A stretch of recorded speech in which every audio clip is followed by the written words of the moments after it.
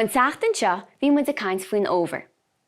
Tá súlam gur bhain sibh sult as an chaint agus an phlé ar fad a rinne muid ar téma an over. Tá ceist an díobh. An féidir libh smaoinú ar ócáid mór mílteach sport a tharlainn anseo in éideann le linn an over. Má sibh.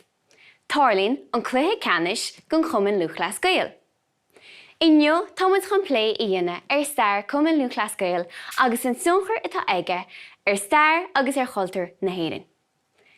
Hí san seo tá rions rudaí a bhíonn againn agus muid a gháil ag na cluifií. A bhecinn sibh an leabhar an beag anseo. Bíonn an leabhar anseo le fáil ag tús chuile chluife. Is tis sa leabhar anseo bíonn tú in an chlárama an chluife agus anamnachaí, an locht banisteachta agus fórne pelle atá a gimmerte eáil an. Hí sa seo tá ticéid cluithe. Insin an ticéid seo chuid cén siochan ina bhíns tú i dtí le líne chluife. Tá sé seo fíorthábhachtach a bheith adnar tú dúgáil isteach chluife onas go leice siad isteach chu chun féchantir. Tá baint mór ag cumann luachlas gael ar cultúr agus pobal na héireann. Bíonn go leor sport a imirt ag daoine tíbhaiste go cumann luachlas gael. Bíonn pell, bíonn an chomógaíocht, bíonn líróid lábe, bíonn an ómaint, agus bíonn cluiche cur. Anseo, os mo chóid, tá chlár ama nó amlíne de stair an cumann luachlas gael. Tá man chun féchann siar ar na céimeanna agus ar na mór imachtaí ar fad de tharla le linn an 134 bliain den cumann luachlas gael. Fan go bhfeiceann muid.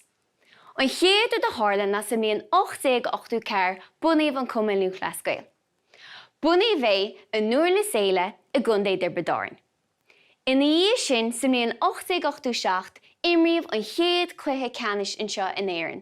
Bhí ómánaíocht agus pellán chomá. Sa bhliain 896 imríomh na cluichí canis a barc an chrócaí den chéad úr i riamh, agus ba mór an ócáid a bhí i gceist sin. Sa bhíon 19 bhí cluiche canis ómánaíocht an áta d'imir céilchuine in aghaidh chundé chorca. D'imir siad a cluiche seo i ré táirneach donna. Bhí an bua ag céilchuine an lá sin.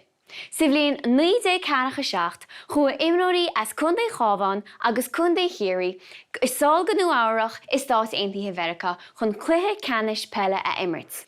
Bhí an bua ag an chábhán an lá sin.